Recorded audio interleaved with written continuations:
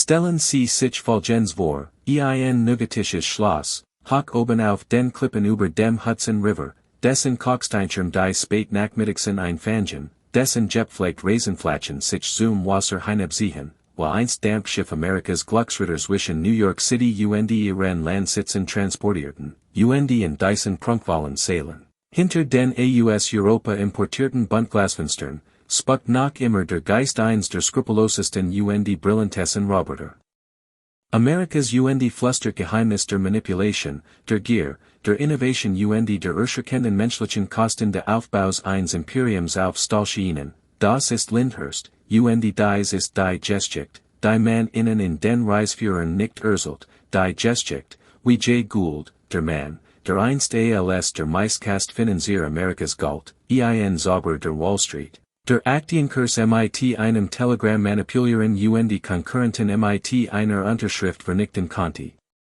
In den Besitz dieses Marchenhaften und Wesens gelangt, wie das Schloss selbst soll zu einer Festung gegen den öffentlichen Hass als auch zu einem Denkmal für die dunkle Alchemie wird, die amerikanische Arbeiterklasse verhindert.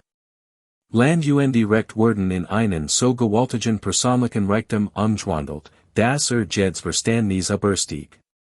Doch Beaver were Gould kennenlernen, Beaver were das Eisenbahngold verstehen, das Lyndhursts Vermögen begründet, müssen wir zuerst den Mann kennenlernen, der dieses Schloss in seinen thront, General William Paulding, ehemaliger Bürgermeister von New York City, dessen eigene Ambitionen und familiar Tragödien die Bühne für alles Folgen bereiten. Als Paulding 1838 das Land in Tarrytown erwarb, etabliert sich das Hudson River Valley bereits als Amerikas Rhein, malerischer Korridor, in dem die Neureichen dem Gestank und dem Chaos der Straßen Manhattans entfliehen konnten.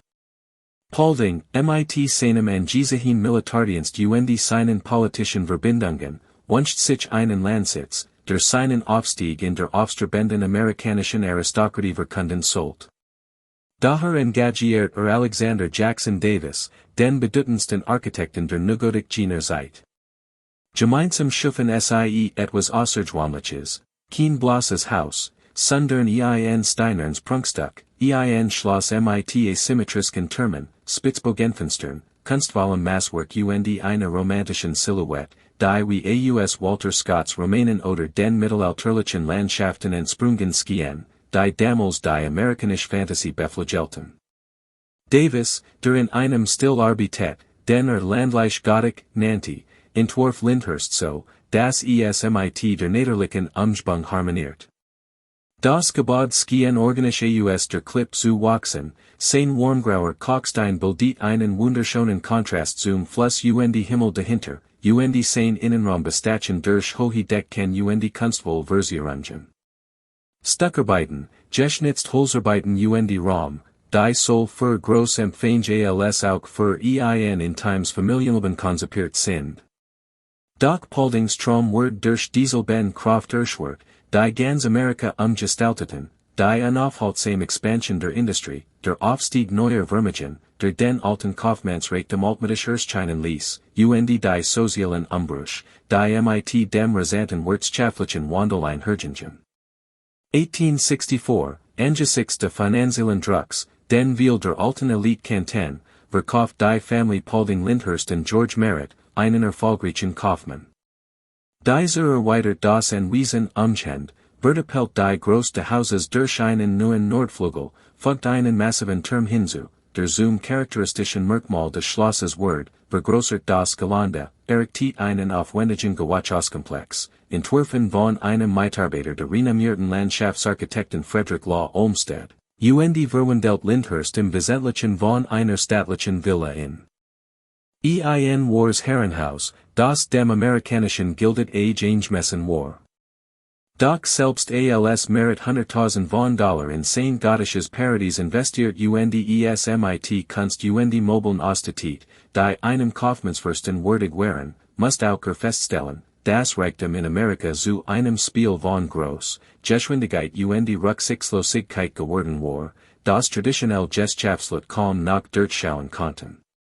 Vergessene, den waren Kauflut wie Merit vermigen durch geduldigen Handel und sorgfältige Accumulation Wirtschaften, entstand eine neue Art von Kapitalist, Manner, die verstanden, dass das Geld nicht im Herstellen oder Verkaufen von Dingen lag, sondern in der Kontrolle der System, durch die sich die Dinge bewegten, der Eisenbahnen, Telegraphen und Finanzmarkt, die das amerikanische Wirtschaftsleben buchstäblich neu verdrahteten, und niemand verkörpert dies neu. Rücksichtslos Genie besser als Jay Gould, geboren 1836 als Jason Gould in einer bittermen Bauernfamilie in den Catskill Mountains von New York, ein kränkliches Kind, dessen Geringe Körpergröße und schwache Gesundheit in scheinbar zur Bedeutungslosigkeit verdommen wurden, dessen formelle Bildung in einer ländlichen Akademie diet. Aber dessen scharfe Intelligenz und fotografisches Gedächtnis ihm ermöglichten, sich selbst Vermessung, Mathematik und die komplizierten Funktionsweisen der Gesellschaftsrechts und der Finanzen beizubringen, der bereits MIT Anfangs 20 das Muster seit, das seine Karriere prägen sollt, sich MIT anderen Zusammenzuten, Unternehmen zu gründen, alles über das Gesellschaft zu lernen und dann sein Partner durch juristisch Spitzfindigkeiten und rücksichtslos finanzielle Manipulation herauszumanövrieren. Hofft Kapital nicht durch Innovation oder hart arbeiten, sondern durch das, was sein fein Diebstahl nannten und was Überlegen Strategie nannte. Und war dies nicht die entscheidende Frage, die den amerikanischen Kapitalismus über Generationen hinweg verfolgen sollt, wo genau verläuft die Grenze zwischen unternehmerischem Geschick und kriminellem Verhalten, zwischen fairem Wettbewerb und rauberischer Manipulation, zwischen Vermögensaufbau und Raub. Und entscheidet, wo dies Grenze verläuft, Richter, die von Politikern ernet wurden, welch wiederum von eben jenen finanziert wurden, die sie eigentlich regulieren sollen, Zeitungen im Besitz rivalisierender Financiers, die ihr eigenen Reichfeldzug verfolgen, oder die Arbeiter und kleinen Ledger, deren Ersparnis und Arbeit in diesen titanischen Kämpfen zwischen Millionären vernichtet wurden. Ende der 1860er Jahre hat Gould den Hebel identifiziert, der in unermesslich reich machen sollt, Eisenbahnen.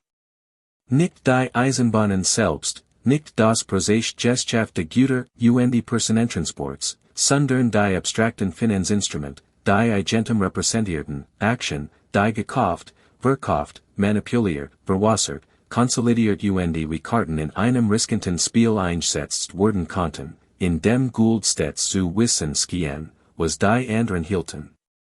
Sein erster großer Coup gelang im MIT der Erie Railroad. Zusammen MIT seinen Partnern James Fisk und Boss Tweed, Geno Jener Tweed, dessen politisch Maschinerie New York City wie ein persönliches Lehen regiert, führt Gould einen spektakulären Finanzkrieg gegen Cornelius Vanderbilt, den Commodore persönlich, die Kontrolle über eine der wichtigsten Eisenbahnlinien den Nordostens. Der sogenannte Erie Krieg verkörpert buchstäblich alles, was später die Corruption de Gilded Age symbolisieren sollt, den Massendruck gefälschter Aktiencertifikat, Vanderbilts Anteil zu verwassern, und die Bestechung von Richtern, widersprüchlich Urteil zu erlassen. Einstweilig Verfügungen, Gould und Fisk, die MIT Sackenballer Bargeld über den Hudson River nach New Jersey flohen, eine Verhaftung zu entgehen, der Kauf von Abgeordneten de Bundestates im großen Stil. Buchstäblich Kofferwaller Geld nach Albany gebracht und Gesetze wie Lebensmittel gekauft, und schließlich ein Vergleich, bei dem alle beteiligten Millionen verdienten, waren die Eisenbahn selbst unter massiven neuen Schulden axte und die Kleinaktionäre ihr Investitionen verdampfen sahen, aber wenn man das von dem Bauernhaus in den Catskills aus beobachtet, in dem Gould aufgewachsen war, sah das nicht genau wie Erfolg aus, wie ein armer Junge, der MIT seinem Verstand die reichsten Männer Amerikas in ihrem eigenen Spiel schlug. Und wenn man einer der Arbeiter der Erie Railroad war, deren Lohn gekürzt wurden, die Schulden aus Goulds Aktienmanipulationen zu bedienen, sah das nicht genau wie Diebstahl aus, wie die eigen Arbeit gestohlen ward, die Wille eines anderen zu finanzieren.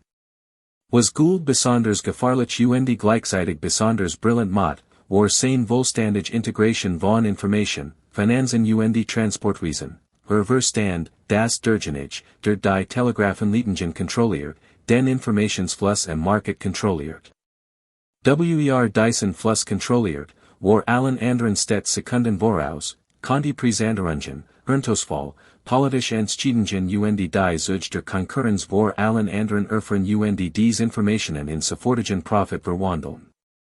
Die Schalber lenkt Gould systematisch die Kontrolle über Western Union Telegraph, nicht weil ihm das Kommunikationsgesellschaft im Herzen lag, sondern weil es ihm den ultimativen Vorteil im Insiderhandel verschafft, die Möglichkeit, die Telegramm seiner Konkurrenten buchstäblich zu lesen und mit Informationen zu handeln, die eigentlich vertraulich sein sollten.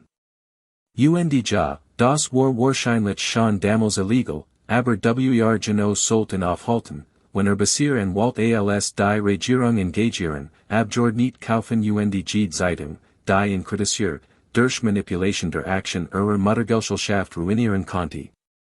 Sein größter Coup, und die Quelle de immensen Vermögens, das ihm schließlich den Kauf von Lyndhurst ermöglicht, gelang ihm durch die systematische Übernahme der westlichen Eisenbahnlinien, insbesondere der Union Pacific. Dies Geschichte enthielt nicht nur Goulds Methoden, sondern das gesamt korrupt System, das die Vermögen de Gilded Age erst ermöglicht. Die Union Pacific war mit massiven staatlichen Subventionen, Landzuweisungen, die der Eisenbahngesellschaft Millionen Hektar öffentliches Land sicherten, Staatsanleihen und Monopolrechten in riesigen Gebieten aufgebaut wurdens. All dies sollte angeblich dem öffentlichen Interest dienen, indem der Kontinent miteinander verbunden wird. Doch als Gould 1874 die Kontrolle übernahm, war die Eisenbahn bereits einmal von ihren Gründern im Zuge de Kreditmobilierskandals geplündert wordens.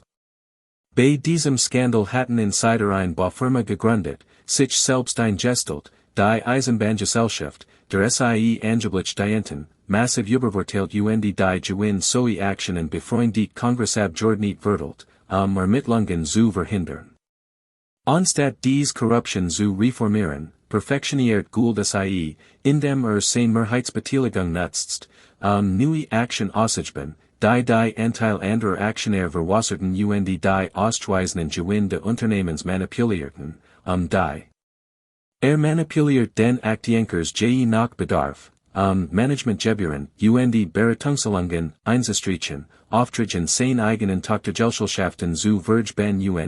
und raffiniertessen, die Kaste der Union Pacific zu nutzen, Action konkurrierender Bahngesellschaften zu kaufen und dies Konkurrenten dann absichtlich schlecht zu führen, seinen Hauptbeteiligungen zu nutzen. So schuf ein persönliches Eisenbahnimperium, das sich über den amerikanischen Westen erstreckt und nicht den Triumph der freien Marktwirtschaft, sondern die Ernennung öffentlicher Infrastruktur zum privaten Profit darstellt. Das Ausmaß der dadurch generierten Reichtums ist aus heutiger Sicht kaum vorstellbar. Anfang der 1880er Jahre wurde Jay Goulds persönliches Vermögen auf über 70 Millionen Dollar geschätzt. Das klingt zunächst nicht beeindruckend, bis man bedenkt, dass dies etwa 1% der gesamten amerikanischen Bruttoinlandsprodukts ausmacht. Gould kontrolliert also persönlich so viel Vermögen wie seine durchschnittlich Familien zusammen. Dies Machtkonzentration war für viele Amerikaner nicht nur moralisch anstößig, obwohl sie das zweifellos war, sondern auch wirtschaftlich gefahrlich. Goulds Machenschaften destabilisierten die Markt, sein plötzlichen Aktionen konnten Paniken auslösen, sein Auseinandersetzen mit anderen Eisenbahnmagnaten wie Vanderbilt und Huntington schufen Unsicherheit, die Gesellschaftsplanung lahmt, und sein Marktbeherrschende Stellung im Telegrafenwesen ermöglicht es ihm, den Informationsfluss im ganzen Land zu manipulieren. Und dennoch entschied dieser Mann, der regelmäßig von streikenden Eisenbahnarbeitern symbolisch verbrannt wird, dessen Name in Zeitungsartikeln als Synonym für das Böse in der Wirtschaft galt, der so regelmäßig Morddrohungen erhielt, dass Liebwater engagiert und sein Haus wie ein Festung bewaffnet, das. Was wirklich braucht, war nicht mehr Geld, hat bereits mehr, als jemals ausgeben konnte, sondern ansehen, akzeptanz, einen Platz unter den alteingesessenen Familien, die in ungeachtet seines Reichtums als einen aufgeblasenen Dieb verachten. Und hier kommt Lyndhurst ins Spiel, den 1880 kauft Jay Gould das gotische Schloss von George Merit für $150,000, ein betrachtlich Summe, aber für Gould Kleingeld, begen sofort, von einem Repräsentativen en Wesen eines erfolgreichen Kaufmanns in die Festung eines Raubritters zu verwandeln. Erweitert das en Wesen auf über 500 Hektar, verbessert das ohnehin schon beeindruckende Gewachhaus zu einem der schönsten privaten Wintergarten Amerikas, gefüllt mit seltenen Orchideen, die mehr kosteten als das Gerechtigkeit eines Arbeiters. Installiert die neuesten Technologien, darunter Telefonverbinden direkt zu seinem Büro in der Wall Street Private Telegraphenleitungen, die Markt von seinem idyllischen Landsitz aus zu manipulieren. Baut umfangreich Bedienstetenquartier, den sein neuer Lebensstil erfordert eine Armee unsichtbarer Arbeiter, Gärtner, Stallknecht, Haushälterinnen, Dienstmädchen, Köchinnen, Wascherinnen. Lakaien, Kutscher persönlich Sekretär, die Illusion müheloser Eleganz aufrechtzuerhalten, die das en Wesen ausstrahlt. Doch hier wird die Geschichte erst richtig interessant, hier zeigt sich die Dunkelheit, die Jeds en Wesen eines Raubritters durchdringt, den waren Gould Lyndhurst zu seinem Familienrefugium ausbaut, organisierten sich eben dies Arbeiter, deren Arbeitskräfte für sein Vermögen ausgebutet hat, gegen ihn. 1885 traten sein Eisenbahnarbeiter in massive streaks gegen die Union Pacific die Missouri Pacific. Dies Streaks legten den Handel im gesamten Südwesten lang eskalierten, als Gould Pinkerton Agenten Millisen en Hewert, die Streikposten zu durchbrechen. Schließlich wurden Arbeiter geschlagen, verhaftet, auf die Schwarz-Liste gesetzt, ihr Anführer inhaftiert oder aus der Stadt vertrieben. Waren all dem Zog sich Gould nach Lyndhurst zurück, wo seinen Kindern auf gepflegten Raisenflaschen spielt, die von irischen italienischen Einwanderern niedrigem Lohn gepflegt wurden. Dort gab elegante Abendessen, serviert von Bediensteten in Livree, die nur einen Bruchteil dessen verdienten, was sein Aktienportfolio in einem Nachmittag einbracht. Dort kultiviert sein Gelietten Orchideen in behiesen Gewachhäusern, waren sich Männer, die beim Bau seiner Eisenbahnen geholfen hatten, fragten, wie sie nur so viel Geld verdienen konnten. Sie müssen ihr Familien über den Winter ernähren, nachdem sie wegen ihrer Gewerkschaftstätigkeit entlassen worden waren, die. Physische-Trennung zwischen Lyndhurst dem Rest Amerikas war nicht nur geografischer Natur, das Schloss lag hinter Mauern Toren, bewacht von Wachen, nur über eine Privatstraße reachbar, sein wunderschön gotische Architektur die Lage im Flusse verschuffen einen fast mythischen Ort, der in einem anderen Universum zu existieren schien als die Industriestadt die landwirtschaftlichen Dörfer, in denen die einfachen Menschen ums Überleben kämpften, war auch psychologisch moralisch, eine Trennung, die Männern wie Gould ermöglicht, in außergewöhnlicher Schönheit Komfort zu leben, während sie gleichzeitig ein Wirtschaftspolitik verfolgten, die ihr in die Arme trieb. Die Frage, die nach Hut durch dies gottischen Holland halt, lautet, sah Gould den Widerspruch nicht? Verstander nicht, dass sein Orchideen tronen gegossen wurden? Oder verstander in sehr wohl kümmert sich einfach nicht darum? Glaubt Violite, have sein Vermögen durch Überlegen Intelligenz erwerben die Diagenigen, die es nicht schafften, aufzusteigen, hatten sich selbst die Schaderen zu geben. Hing dem damals unter den reichen popularen Sozialdarwinismusen, der rücksichtslos Ausbeutung bequem als naderlich Auslese die massive Ungleichheit als Beweis für Meritocratie umgetet. Besonders bemerkenswert in Goulds Jaren in Lyndhurst ist sein verzweifelter Wunsch, dass seine Kinder von eben jener Gesellschaft akzeptiert wurden, die in verachtet. Versucht, das en Wesen als ein Art Elitschul zu nutzen, in der sein Tochter die Manieren den Geschmack de alten Gelds erlernen sein Sohn zu Gentlemen statt zu Finanzberten erzigen worden sollten. So funktioniert Lyndhurst ähnlich wie den Manner für die Rothschilds, als Schützend Architektur, als Bühne für Vorgetäuscht Seriosität, als Instrument des sozialen Aufstiegs, das der nächsten Generation helfen sollt, dem Stigma zu entkommen, das den Ursprung der Vermigens en Haftit. Und bis zu einem gewissen Grad ging die Strategie auf, denn nach Jay Goulds Tod 1892 und Tuberkulose, jener schrecklichen Krankheit, die und Reich gleichermaßen dahinraft und alle deren erinnert, das Reichtum letztlich nicht vor den Gesetzen der Biologie schützen kann, gelang es seinen Kindern, insbesondere seiner Tochter Helen, ein gewiss gesellschaftlich Akzeptanz zu erlangen. Helen wird ein Philanthropin und Kunstmazenin, deren Name Gould Touren auf nicht, die über verschlossen waren. Man fragt sich allerdings, welchen psychologischen Preis sie für ihren Vater zahlt, welch last es für sie bedeutet zu wissen, das alles schon sie hierum, jeder Wortel, den sie genas, mit dem Leid anderer Menschen erkauft wordens war, se den Niederlich, sie war so grundlich von diesen Realitäten abgeschottet, dass sie die Familienmitglieder, Vater se ein Missverstandens genie, das von eifersüchtigen Rivalen und einer sensationslusternen Presse verfolgt wird, tatsächlich nicht. Kanti und tatsächlich glott. Helen Gould, die Lyndhurst und dort bis zu ihrem Tod 1938 let, verkörpert ein faszinierend Übergangsfigur, sie spendiert betrachtliches Vermögen für wohltätig Zweck, finanziert Krankenhäuser und Bibliotheken, unterstützt Katastrophenhilfe und wird als großzügig und bürgerlich engagiert urban bekannt. Dennoch erkannt sie die grundlegende Ungerechtigkeit des Systems an, das ihren Reichtum geschaffen hat. Sie hinterfragt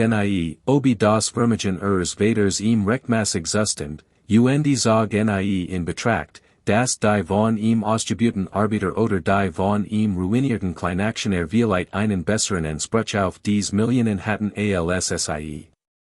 Dies Muster, die Philanthropin der zweiten Generation, die schmutziges Geld durch Wohltätigkeiten wascht, sollt sich als der entscheidenden Mechanismus erweisen, durch den der amerikanische Kapitalismus sein Widerspruch auflöst. So können die Vermögen von Robotern in Angesiehen Stiftungen und Zündungen umgewandelt werden, die den Familiennamen ehrenvoll tragen. Gestalins Vermögen wird zu sozialem Kapital, das über Generationen weitergegeben werden kann, und Dynastien entstehen, die lang bestehen, nachdem alle vergessen haben oder bewusst vergessen wollen, wie genau dieses ursprünglich Vermögen erworben wird.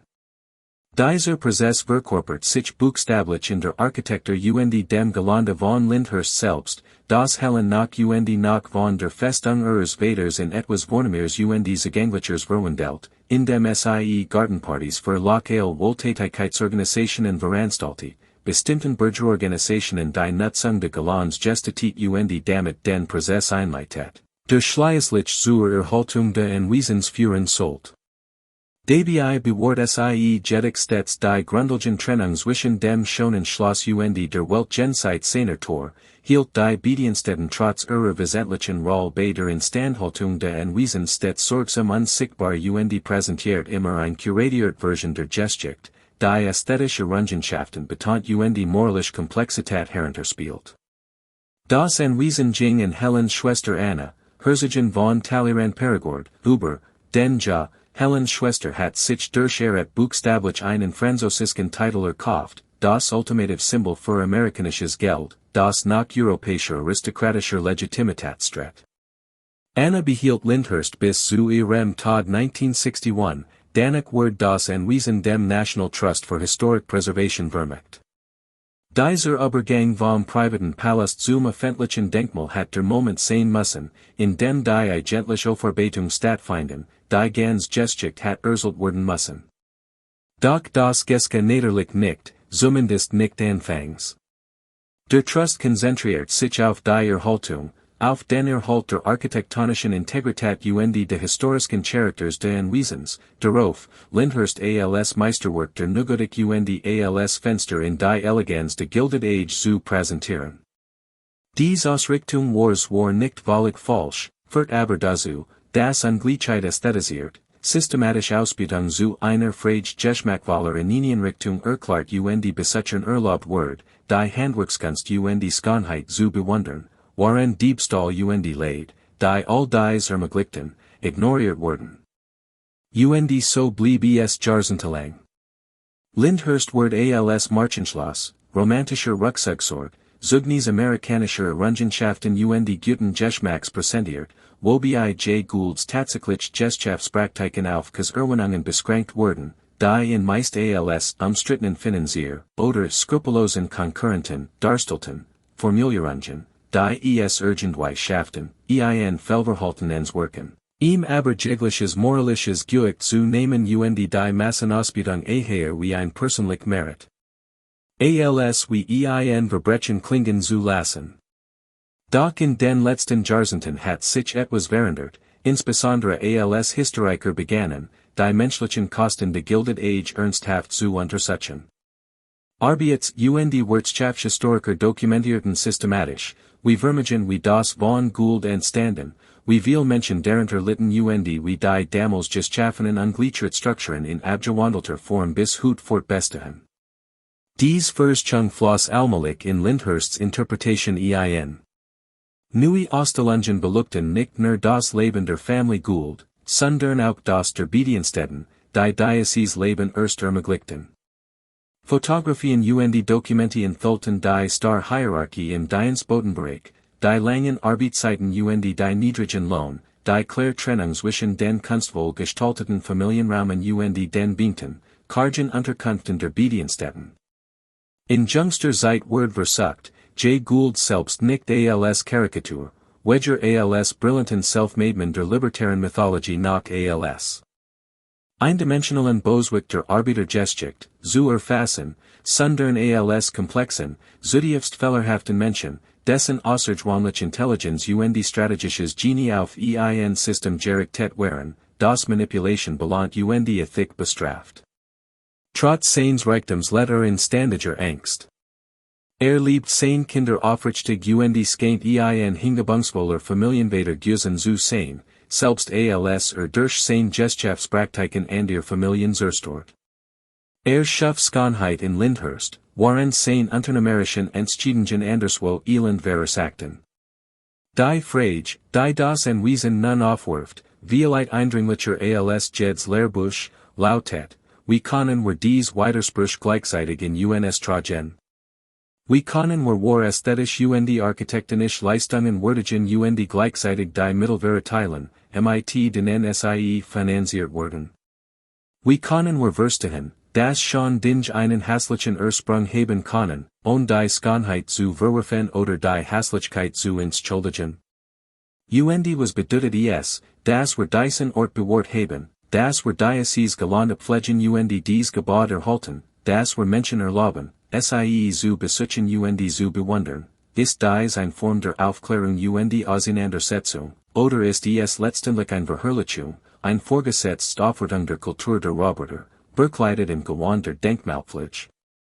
Wenn man heute durch Lyndhurst geht, vorbei in den hochaufregenden gotischen Fenstern und durch die sorgfältig restaurierten Innenraum, im Wintergarten steht, wo einst Goulds Orchideen blühten und wo Nachkommen dieser Pflanzen noch immer gediehen, und vom selben Aussichtspunkt auf der Klipp, von dem aus die Familie Gould die vorbeifahrenden Dampfschiff beobachtet, über den Hudson River blickt. Spürt man die schwer dieses Widersprüches, die Art und Weis, wie Schönheit und Ungerechtigkeit.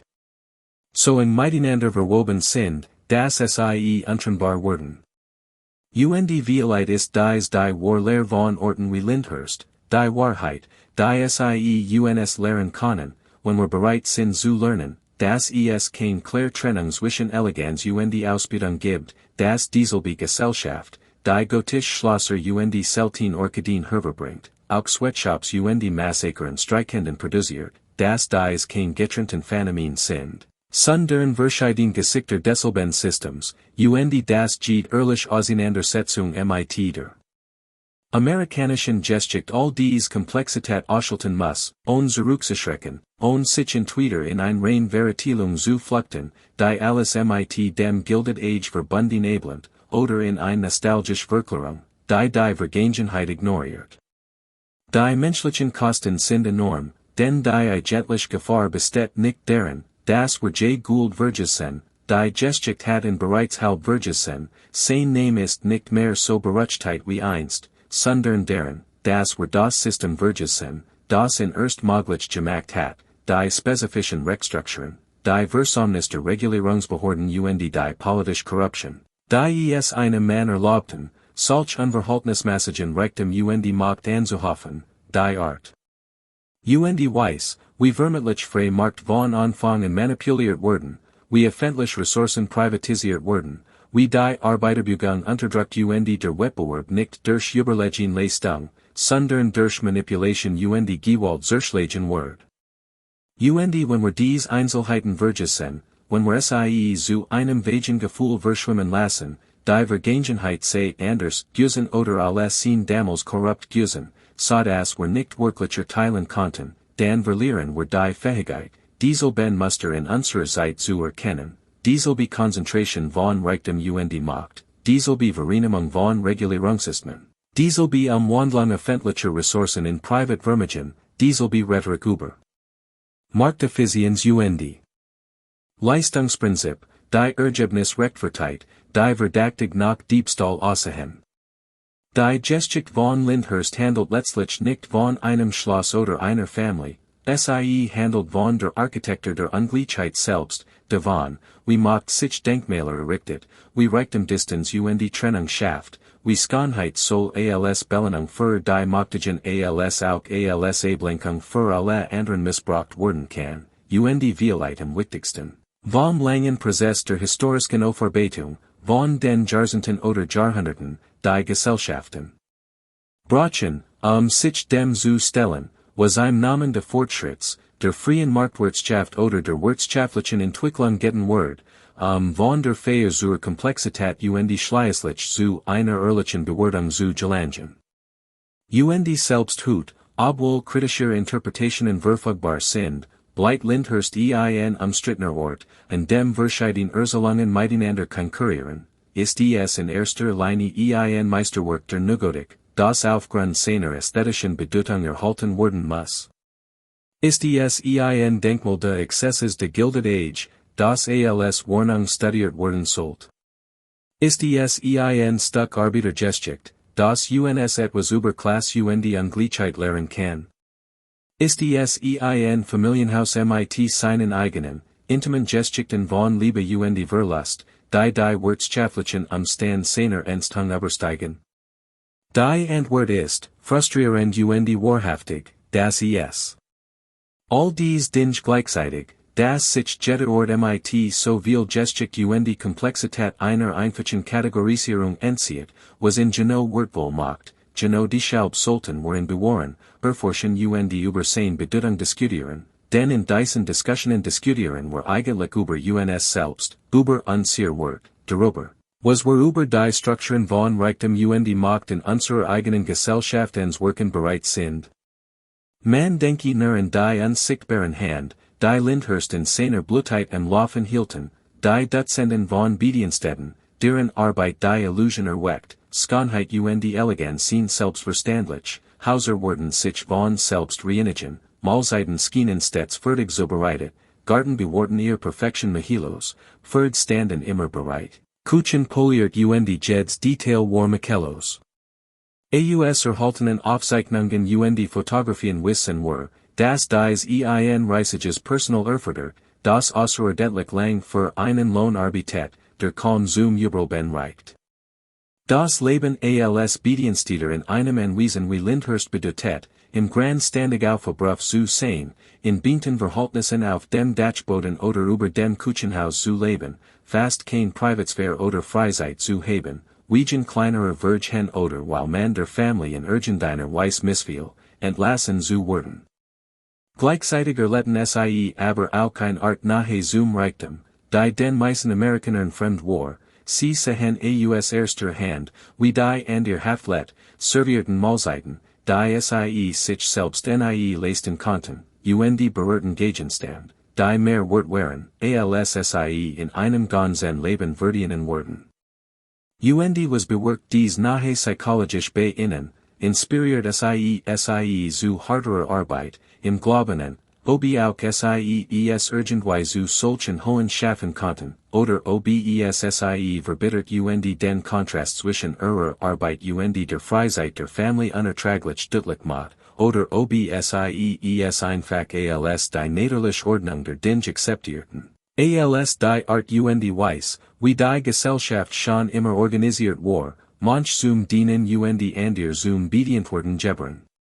Weil dies die effektivst Wirkung von Macht ist, SIE naturalisiert sich selbst, last Ungleichheit unvermeidlich sogar wohlwollend erscheinen, stellt die Reichen als Jobschäfer dar, die großzügig Arbeitsplatz bieten, anstatt als Nutznießer ein Systems, das von manchen Menschen verlangt, sich bis zur Erschöpfung zu arbeiten, damit andere entschlossen leben können, man kann dies Dynamik nach gut beobachten, wann immer jemand konzentrierten Reichtum in Frage stellt, wobei die unmittelbare Reaktion lautet, das Reich Arbeitsplatz schaffen, das Konsum die Arbeiter unterstützt, das jeder Versuch, Reichtum zu verteilen oder die Anhoffnung zu begrenzen, irgendwei den Menschen schaden wird. Denen helfen soll, als ob die einzig mögliche Wirtschaftsordnung einwär, in der enorm Ungleichheit im Namen des Schutzes von Arbeitsplätzen erhalten bleibt. Die Besiehung der Familie Gould zu ihren Bediensteten offenbart ein weiter Facet dieser Komplexität, allem Anschein nach wären sie nicht absichtlich grausam, sollten für die damalige Zeit üblich Lohn boten angemessen Unterkunft. Helen Gould war sogar für eine Art Vaterlike Großzügigkeit gegenüber Angestellten bekannt, die erkrankten oder familiär Notfall erlitten. Doch dies persönlich Gut existiert neben der fundamentalen Ausbildung des Systems, ohne sie in Frage zu stellen. Selbst die Gut Arbeitgeber in einem ungerechten System profitieren von dieser Ungerechtigkeit.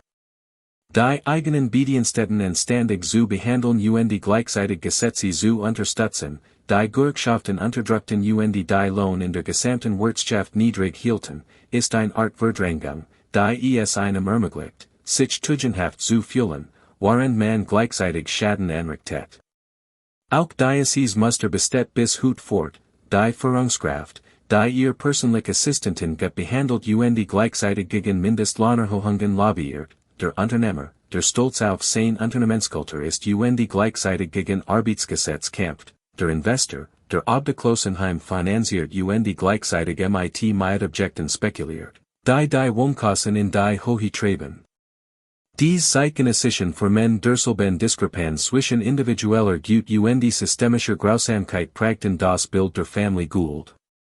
Das Goldene Zeitalter, Vielheit kann uns Lyndhurst lehren, wenn wir aufmerksam sind, das persönlich Tugend nicht ausreicht, dass es nicht ethisch ist, nicht zu den Menschen direkt vor einem zu sehen, während man Strukturen aufrechterhält, die Menschen in der Fern schaden, das wird Gerechtigkeit die Untersetzung Veränderung von Systemen erfordert, anstatt nur deren schlimmst Auswirkungen durch Wohltätigkeit abzumildern. Die Weltgeschichte von Lyndhurst folgt dieser Betrachtung ein weiter Dimension hinzu, das Anwesen, so schon es auch ist, verkörpert denselben Impuls zur Beherrschung Umgestaltung der Natur, der die Industrie der Gilded Age prägte, dieselbe Annahme, dass die Natur primär als Rohstoff zur Ausbeutung oder als Kulisse zur menschlichen Belustigung existiert.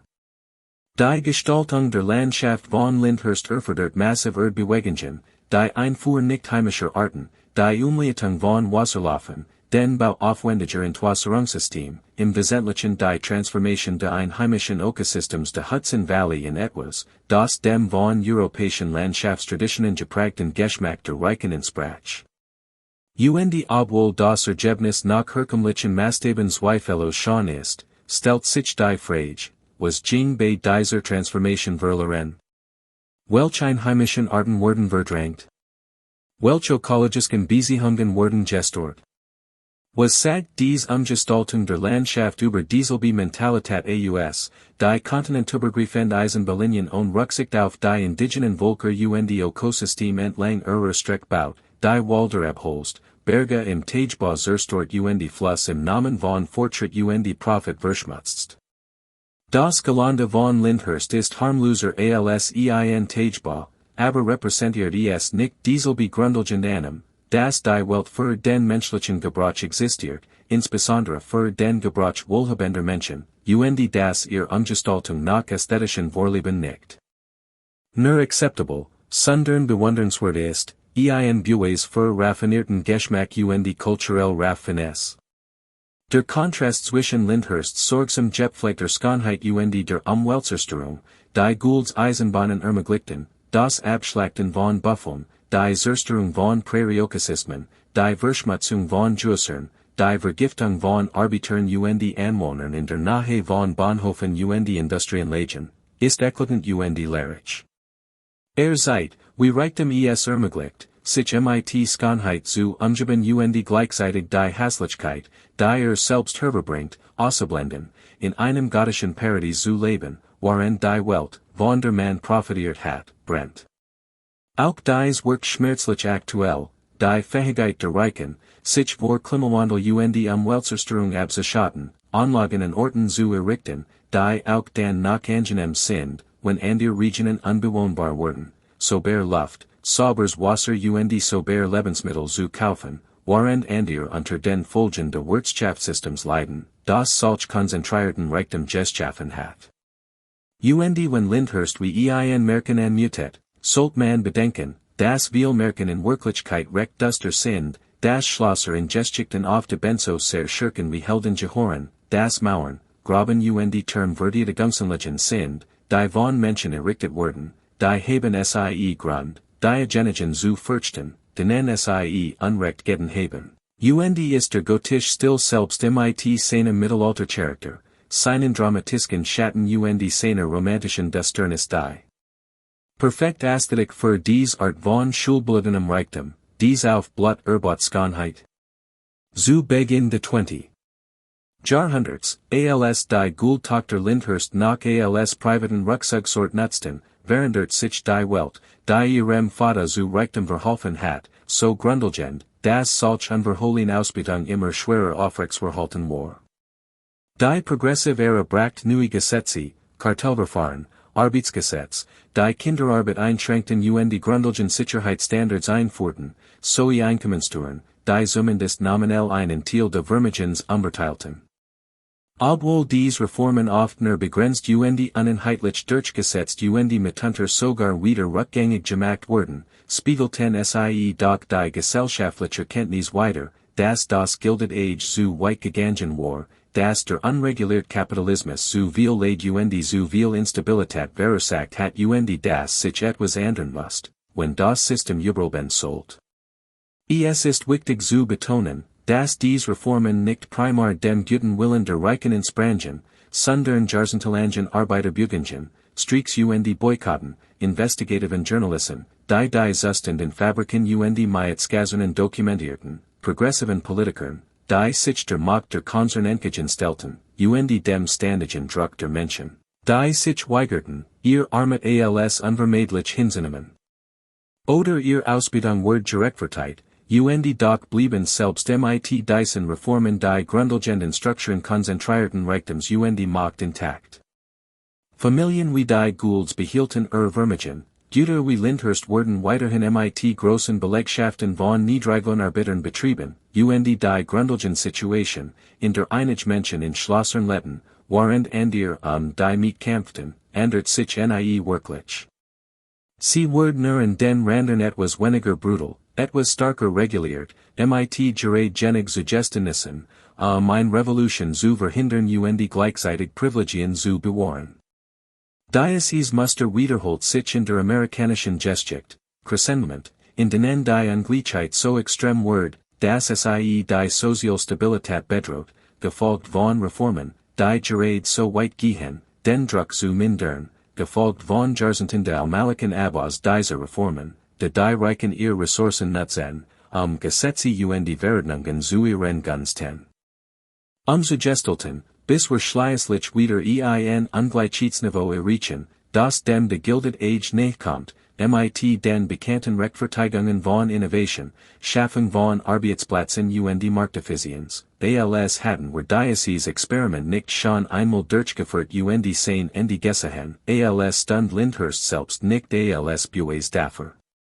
Wohin führt die Straße?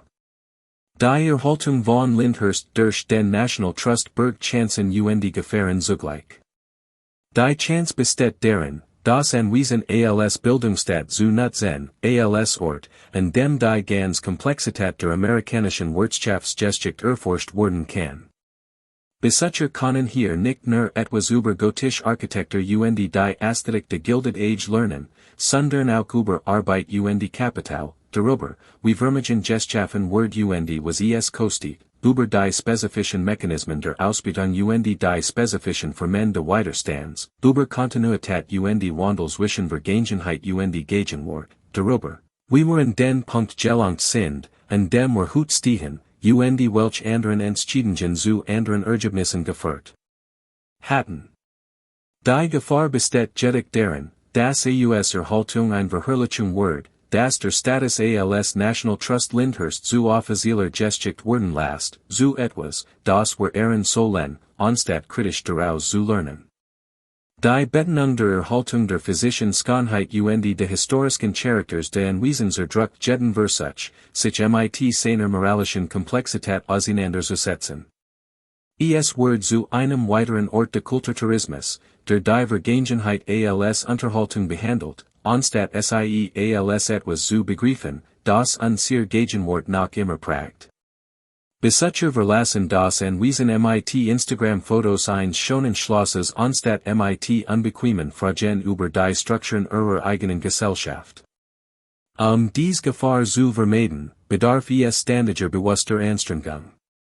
Ein interpretative Programmgestaltung, die dies Themen explizit behandelt, erfordert die Einstellung von Historikern und Pädagogen, die ganz Geschichte erzählen können und nicht nur die beschleunigte Version. Sie erfordert die Bereitschaft, wohlhabende Spender und Vorstandsmitglieder in Verlegenheit zu bringen, indem man anerkennt, dass Orte wie Lyndhurst auf systematischer Ungerechtigkeit errichtet wurden, sie erfordert den Widerstand gegen den Druck, Geschichte schmackhaft oder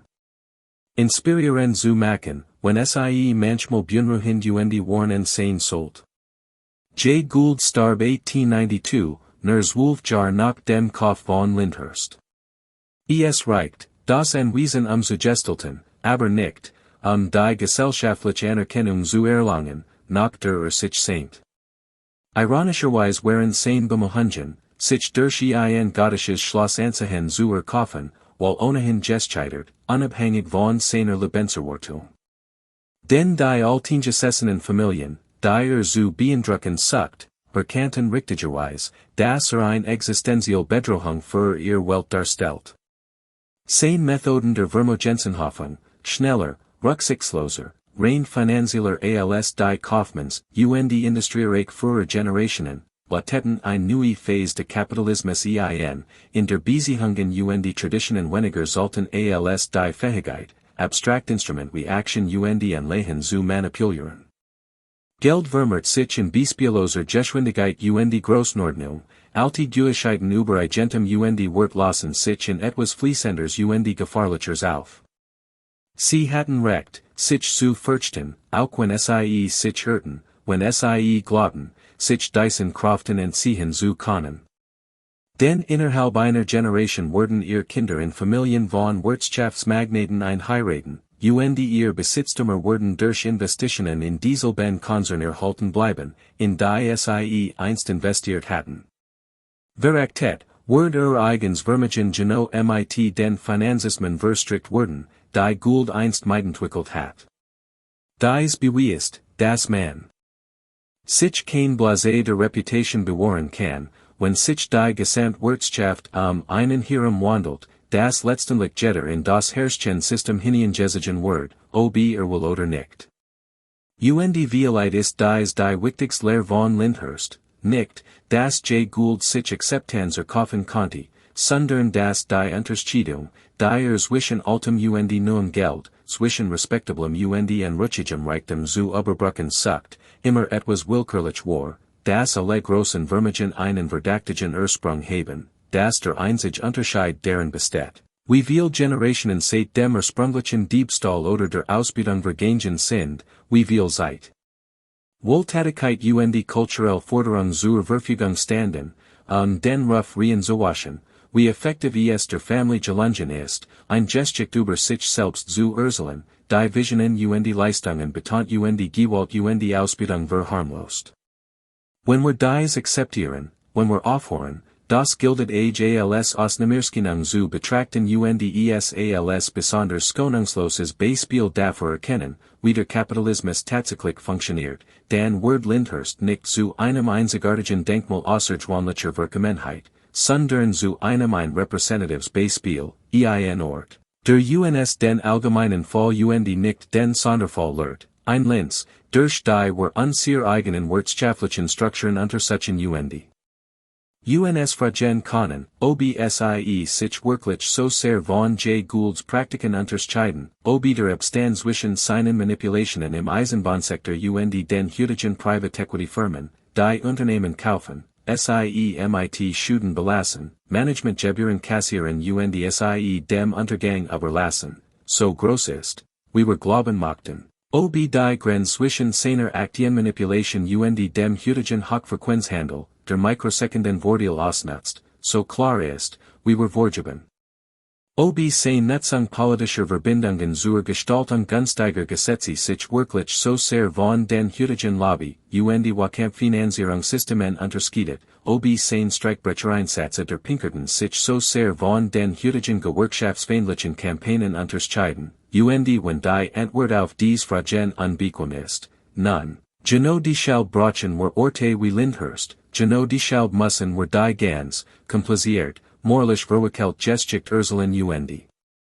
nicht die Marchenversion, denn nur wenn wir verstehen, wie wir hierher gekommen sind, können wir uns vorstellen, woanders hinzukommen. Das Schloss steht heute noch fast so wie zu Jay Gould sehen, die gotischen Türmen noch wie vor dramatisch gegen den Himmel, das Gelände wird weiterhin sorgfältig gepflegt, der Fluss fließt noch immer im gleichen uralten Rhythmus und der Klipp vorbei.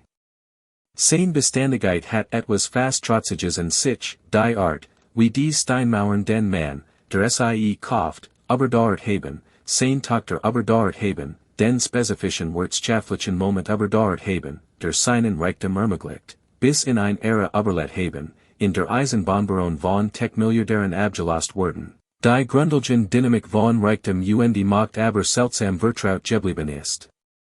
Und Vielheit ist es genau das, was Lyndhurst letztendlich verkörpert, nicht nur das Schloss eines Manns oder den Rucksacksort einer Familie, sondern ein Art Denkmal für die beständigen Muster des Kapitalismus, dafür, wie die Generation ihr eigenen Roboter hervorbringt, die durch moralisch fragwürdige Mittel ungeheuer Reichtümer anhoffen, die Kritik und Ablehnung in der Bevölkerung erfahren, die versuchen, sich anzuhören zu erkaufen und Dynastien zu gründen, die sich Denkmäler errichten. Die trotz ihrer moralischen Verfehlungen wahrhaft schon sind, und deren Nachkommen schließlich zu Philanthropen wurden. Und die Fragen Kulturmagazin, deren Vermögen als legitim gilt, obwohl ihre Sprung nicht wirklich in Vergessenheit geraten sind, sondern nur mit der Zeit und guten Taten überdeckt wurden, und die Frage, die Lyndhurst uns Hut in unserem eigenen Goldenen Zeitalter stellt, in dem die Vermögensungleichheit historisch extrem erregt, in dem Milliardär Private Raumfahrtprogramm starten, während arbeitende Menschen bezahlbaren Wohnraum kämpfen, in dem Konzern effektiv Steuern von Null zahlen, während die öffentliche Infrastruktur verfällt, in dem politisch Macht fast perfekt mit wirtschaftlicher Macht korreliert, in dem die Sprache der Leistungsgesellschaft und Innovation die gleichen alten Muster der Ausbildung und der Raubs verschleiert, die Frage ist, ob wir aus dieser Geschichte etwas lernen oder ob wir dazu verdammt sind, endlos zu wiederholen, neue Schlösser zu bauen, während die Welt außerhalb der Tor immer verzweifelter wird, und uns einzureden, dass es diesmal anders ist, dass der heutige Reichtum in einer Weise legitim ist, wie es Goulds Reichtum nicht war, dass die heutigen Milliardär Visionare und kein DB sind, dass der Market trotz aller Gegentaligen Beweis irgendwie fair und meritokratisch geworden ist, dass wir dies massiven Ungleichheiten bewahren können. Ohne sozial Konsequenzen, das Mauern, Tor und Private Sicherheitsdienst ausreichen, die glücklichen vor dem berechtigten Zorn aller anderen zu schützen, und wenn die Geschichte von Lyndhurst Hoffnung birgt, dann deren, das Wesen schließlich in öffentlich Hand übrigen, das die einst Privatfestung nun für alle zugänglich ist. Das sich die Ursachen darüber von reiner Verherrlichung zu etwas Kritischerem Ehrlicherem entwickelt haben, das wir in diesen Hallen stehen schwierig Fragen nach dem Preis der UNS umgebenden Schönheit stellen können, das wir dieses Schloss zum Lehren nicht nur zum Bewundern nutzen können, das wir es zu einem Spiegel machen können, der UNS selbst zeigt, anstatt nur zu einem Fenster in ein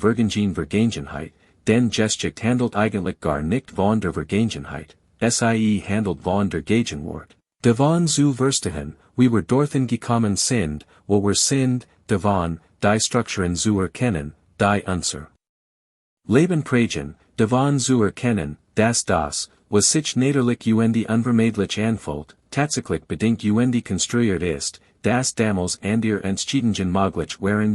heute an der Entscheidungen möglich sind, das Schlosser durch menschliche Entscheidungen gebaut durch menschliche Entscheidungen abgerissen werden können. Das Vermögen werden durch spezifisch rechtlich wirtschaftlich Vereinbarungen geschaffen, die auch anders gestaltet werden konnten, die gotischen Türmen von Lyndhurst, die ihr Schatten über das Hudson Valley werfen, sind schon schrecklich zugleich, Denkmäler menschlichen Ehrgeizes menschlicher Grausamkeit, Genies Gier, der Hohen, die wir erreichen können, der Tiefen, in die wir sinken können. Das Gang durch dies Term mit offenen Augen verlicht Schatten vielleicht im Nachsen und das Verständnis des Landes Herrenfurt, in dem wir leben, der Reichtums, den wir wären, der Kosten, die wir noch immer verentscheiden sollen, die Männer wie Jay Gould vor mehr als einem Jahrhundert in Rahmen getroffen haben, die nach altem Holz, Geld Geheimnissen riechen, die kein Zeit der Zeit je auslöschen kann,